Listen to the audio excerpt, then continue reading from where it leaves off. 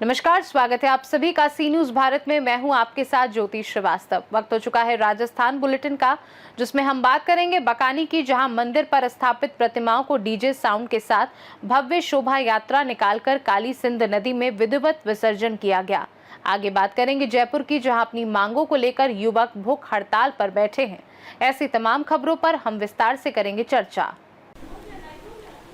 राजलदेसर में 17 सितंबर से 17 अक्टूबर 2025 तक चलने वाले शहरी सेवा शिविर का आयोजन आज खटीक धर्मशाला में किया गया। इस शिविर में नगरवासियों की विभिन्न समस्याओं के समाधान हेतु कई विभागों द्वारा सेवाएं प्रदान की गई। शिविर में पट्टा वितरण, जन्म, मृत्यु एवं विवाह पंजीकरण, बिजली संबंधित समस्याओं का समाधान, आंगनबाड़ी से जुड़े कार्यों का निष्पादन तथा अन्य नागरिक सुविधाओं का लाभ नागरिकों को मौके पर ही उपलब्ध कराया गया। इस अवसर पर विभिन्न विभागों के अधिकारी मौजूद रहे। स्थानीय नागरिकों ने शिविर में पहुंचकर सरकार द्वारा दी जा रही सेवाओं का लाभ उठाया। मौके पर ही कई कार्यों का समाधान होने से आम जन को बड़ी राहत प्राप्त हुई। इसमें बिजली विभाग के द्वारा निःशुल्क जो गरीबों को 1 फुट 1 किलोवाट का सोलर लगाया जाएगा रूप है, उसके लिए उसका आवेदन लिया जा रहा है। उसके अलावा कोई पोल शिफ्टिंग है, नए कनेक्शन के लिए पत्रावली है और लाइट संबंधित है, कोई बिल सुधार के लिए है, उसका एप्लीकेशन लेकर और यथासंभव उसी दिन कैंप के अंदर ही इसका समाधान तुरंत प्रभाव से किया जा रहा है। धन्यवाद। सेवा शिविर 17 सितंबर से शुरू किया गया है। वर्तमान आज दिनांक तक जन्म, मृत्यु, विवाह पंजीयन और आंगनबाड़ी से संबंधित, पट्टों से संबंधित, स्वच्छता से संबंधित कार्य एवं रोशनी व्यवस्था से संबंधित कार्य हमारे द्वारा किए जा रहे हैं और शिकायतें प्राप्त भी हो रही है और निस्तारण भी जल्द से जल्द दीपावली से पूर्व करके इनका समाधान कर दिया जाए, जिसे आगामी त्यौहार खुशियों से मनाया जा सके। राजलदेसर चुरू से सी न्यूज संवाददाता पवन शर्मा की रिपोर्ट। नवरात्रि महोत्सव के पावन अवसर पर बकानी कस्बे में गरबा पंडालों और देवी मंदिरों में विधिवत घट स्थापना के साथ देवी प्रतिमाएं स्थापित की गई थी। आज नवरात्रि समापन पर कस्बे में भव्य शोभा यात्रा निकालकर इन प्रतिमाओं का विधिवत विसर्जन किया गया। शोभा यात्रा डीजे साउंड और बैंड बाजों के साथ निकाली गई, जिसमें श्रद्धालु भक्तजनों ने बढ़ चढ़कर भाग लिया। शीतला माता मंदिर, सरोतिया मोहल्ला और ज्योति नगर कॉलोनी स्थित गणेश मंदिर से गरबा मंडल समिति के कार्यकर्ताओं द्वारा माता रानी की प्रतिमाएं लेकर शोभा यात्रा निकाली गई, जो नगर भ्रमण पर काली सिंध नदी पर विसर्जन के साथ संपन्न हुई। शोभा यात्रा के दौरान नगर वासियों ने जगह जगह पुष्प वर्षा का स्वागत किया, जिससे पूरा कस्बा भक्तिमय माहौल में रंग गया। बकानी से सी न्यूज संवाददाता रमेश चंद्र शर्मा की रिपोर्ट। राष्ट्रीय राजधानी दिल्ली स्थित ली मार्जियन सभागार में ECCI द्वारा आयोजित राष्ट्रीय शिक्षा सम्मेलन 2025 का भव्य आयोजन संपन्न हुआ। इस प्रतिष्ठित मंच पर देश भर के शिक्षाविदों, नीति निर्माताओं और उद्योग विशेषज्ञों की उपस्थिति रही। झालावाड़ जिले के बकानी तहसील मूल निवासी एवं वर्तमान में कोटा में सक्रिय युवा प्रबंधन विशेषज्ञ डॉक्टर नयन प्रकाश गांधी को इस सम्मेलन में राजस्थान प्रदेश के एकमात्र मुख्य युवा वक्ता के रूप में आमंत्रित किया गया। उन्होंने नई शिक्षा नीति के संदर्भ में युवाओं की रोजगार क्षमता, उद्योग, एकेडमिक सहयोग और नवाचार आधारित नेतृत्व पर सारगर्भित विचार प्रस्तुत किए। डॉक्टर गांधी को उनके सतत विकास हेतु शोध, युवाओं को वर्चुअल करियर मार्गदर्शन देने और स्टार्टअप व युवा पेशेवरों के सशक्तिकरण में उल्लेखनीय योगदान हेतु ECCI future leader award for sustainable social change of the year 2025 से सम्मानित किया गया।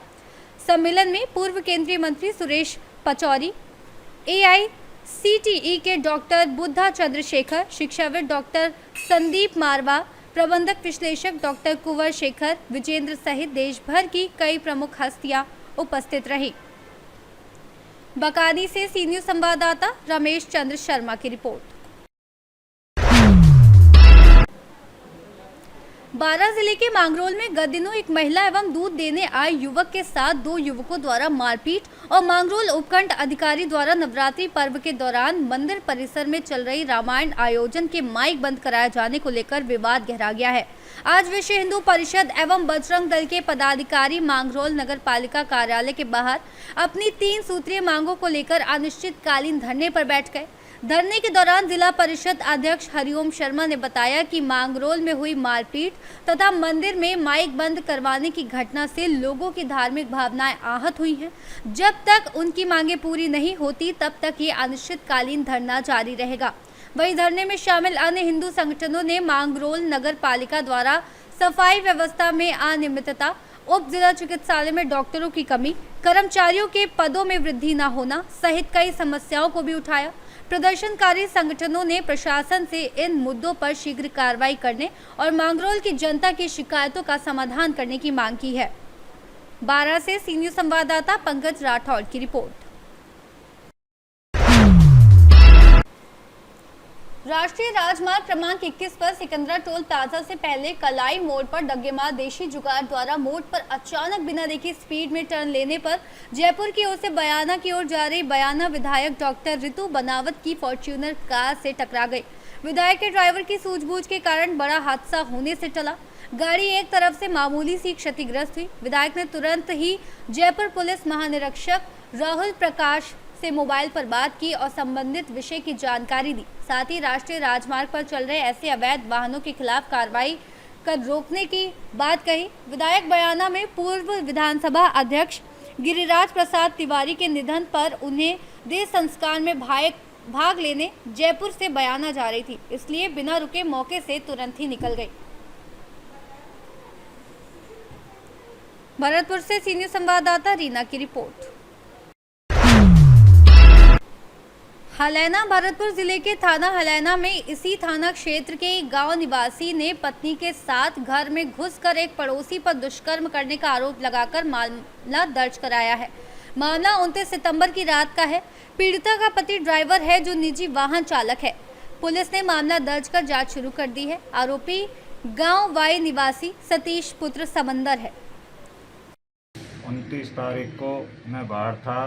मेरे घर में पड़ोसी घुसकर रात को घुस गया, ज़बरदस्ती करने लगा। मैंने हलैना थाने में रिपोर्ट दर्ज कराई है। जो आरोपी है जो मेरी पत्नी के साथ ज़बरदस्ती करना चाहता था, उसका नाम सतीश है, मुसनोक समंदर है। भरतपुर से सी न्यूज़ संवाददाता रीना की रिपोर्ट।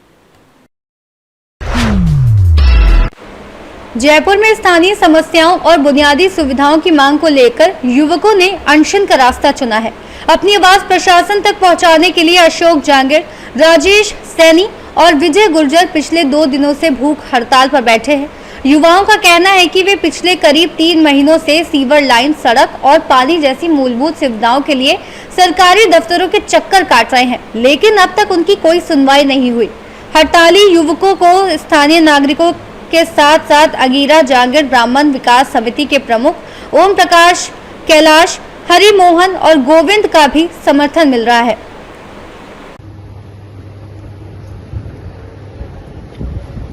जैसा कि आप देख पा रहे हैं, एक युवा साथी अशोक जांगिड़ जी जो जनता की आवाज उठाने के लिए जनता के बीच में भूख हड़ताल पर बैठे हुए हैं। तो आइए हम आपसे इनकी बात कराते हैं, इनकी क्या क्या मांगे हैं, प्रशासन से क्या चाहते हैं। तो अशोक जी नमस्कार सर। नमस्कार। मैं अशोक जांगिड़ हूँ सर, मुझे आपने मेरा इंट्रोडक्शन दे दिया है जी। हम आज जो धरने पे बैठे हैं, कल से हमारा स्टार्ट हुआ था और अभी ऑलमोस्ट 30 आवर्स की समथिंग हमारा हो गया है। और हमारी मांग सिर्फ इतनी सी है कि हमारे यहाँ पे सीवरेज लाइन चाहिए। ऐसा नहीं है कि हमने कल सोचा और आज हम भूख हड़ताल पे गए हैं। लास्ट 5 मंथ से 23 मई से हमने एक मुहिम स्टार्ट कराई, पहले अवेयरनेस कैंप है। उसके माध्यम से भी हमने हमारी जो जनप्रतिनिधि है, साथ में अधिकारी है, उनको भेजा। फिर उसके बीच में हमने सेकंड फेज लेके आया इसका सर। सेकंड फेज में क्या किया हमने, घर घर जाके लोगों के साइन करवाए। इस तरीके के साइन थे, इस तरीके के पेपर थे, घर घर हस्ताक्षर अभियान के। ये माननीय मंजू शर्मा जी का है जो हमारे सांसद है। इस तरीके से तो इसके लिए आप मंजू शर्मा जी से मिले, उनके लिए एप्लीकेशन वगैरह दी आपने? मैं आपको वही बता रहा हूँ सर जी। ये इस तरीके की एप्लीकेशन थी जो घर घर जाके हमने लोगों से साइन करवाई है। और ये आप देख सकते हैं, बिल्कुल ओरिजिनल नंबर है, आप किसी से बात कर सकते हैं। और ये नाम है माया, वार्ड नंबर 121, सारा इसमें लिखा हुआ। इनको लेके हमने वहाँ पे सबमिट किया। बाकायदा हमारे पास उनके प्रूफ है और वो भी इस बात को मान रहे हैं कि हमारे पास 5 से 6 लोग आए थे और इस मांग को लेके आए। ऐसा नहीं कि हमने नहीं रखी मांग। इसी मांग को हमने प्रधानमंत्री तक भी भेजा, सेम लेटर है उनके, इसी मांग को हमने सीएमओ तक भेजा। इसके बाद में जब कुछ ही नहीं हुआ, हमारे पास जो रिप्लाई आया वो बोर्ड पे देख लीजिए आप, वो बोर्ड पे लिखा है close file because of due to insufficient of amount. जब आएगा तो हम करवाएंगे, ये जवाब दिया गया वहाँ से। तो हम उससे हताश हो गया मैं, मुझे लगा 5 महीने की मेहनत है, इस मेहनत को हम क्यों जाया जाने दें। तो आपको क्या लगता है, आपके अनुसार जो आपकी रोड नहीं बन रही है, सिविल लाइन नहीं बन रही है, तो इसमें दोषी कौन है? आपका वार्ड मेंबर है या आपकी वर्तमान सरकार है या आपका एमएलए है? तो किसको दोष देंगे इस चीज़ का? देखिए, इसमें दोष मैं किसी को नहीं दे रहा हूँ। सबसे बड़ा दोषी तो ये है कि 2022-23 में हमारी यहाँ की डीपीआर तैयार हो गई थी, उस डीपीआर को पब्लिकली सामने नहीं लाया गया। अब जब ये सारा मूवमेंट चला तो डीपीआर भी हमारे सामने आई, जो ऑलमोस्ट तैयार है, ऑलमोस्ट नहीं। हमारे सामने जो पार्षद गण है सुभाष चंद्र शर्मा जी, वो अभी यहाँ पे मंच पे आए, उन्होंने पूरा एक्सप्लेन किया कि रेडी है, डीपीआर है, सब कुछ है, लेकिन बजट नहीं है। और उसी जगह पे हम अटके हुए हैं, बजट नहीं जो हमें लिखा तो हुआ। आपकी फिलहाल जो मांग है सरकार से, वो आपके वार्ड के लिए बजट की है बिल्कुल बजट या कुछ और मांगे आपकी? नहीं, हमारा कोई मांग नहीं है, इसमें कोई मिक्सअप नहीं है। सीधी सी बात है, हमारी सीवरेज लाइन वो उसके लिए बजट दिया जाए।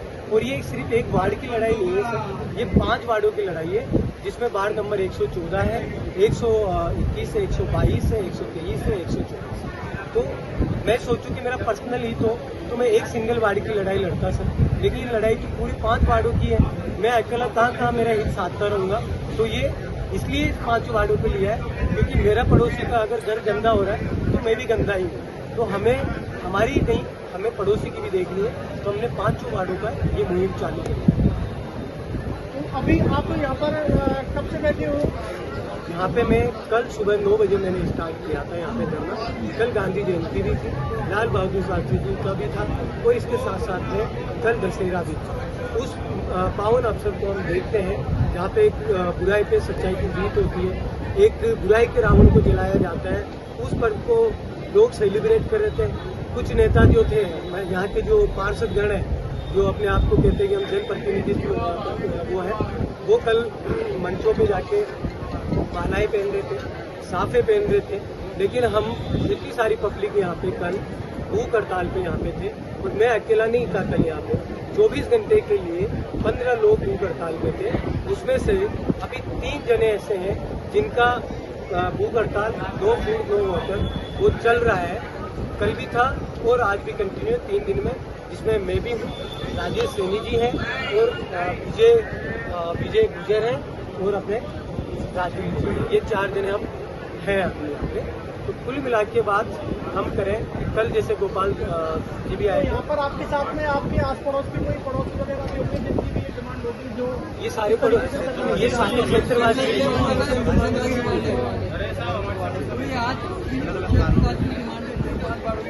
तो आपको क्या लगता है सर, सरकार का कोई प्रतिनिधि आपसे जनसंपर्क करने मतलब यहाँ आया है अभी तक? आ रहे हो, लेकिन करे या न करे, लेकिन हमारा तो कौन आया था सर आपसे मिलने? जो बातें भी हो रही आ भी रहे हैं लोग, लेकिन हमारा यही है कि हमारे निकाल चालू कर देंगे। हम 5 वार्ड की लड़ाई लड़ेंगे और आगे चक्की लड़ते हैं, हमें डाले आगे चलाए, गोली चलाए। हम हटता जी इच्छा कि हमारे तैयार है, हमारे कुछ मित्र ऑर्डर करें संघर्ष के लिए, हम वो भी ताल भी। साथियों, जैसा कि आप देख पा रहे हो, अभी अशोक जी यहाँ पर बैठे हुए हैं, तो इनके साथ में काफ़ी संख्या में लोग भी बैठे हुए हैं जो इनका साथ दे रहे हैं। महिलाएं भी बैठी हुई हैं इधर, आप देख सकते हो। तो अब देखने वाली बात यह है कि सरकार जहाँ इतनी स्कीमें चला रही है, वो आम लोगों तक पहुँच क्यों नहीं पा रही है? सरकार एक तरफ दावा करती है कि हमने हर क्षेत्र में, हर वार्ड में, गाँव में, हर जगह पर अपने रोड बनाए हैं, पानी की सुविधा की है, सीवरेज की सुविधा की है, तो वो यहाँ पर पूरे तरीके से हो। जयपुर से सी न्यूज संवाददाता भगवान की रिपोर्ट। राजस्थान बुलेटिन में फिलहाल के लिए इतना ही। देश दुनिया की बाकी खबरों को जानने के लिए आप देखते रहिए सी न्यूज़ भारत।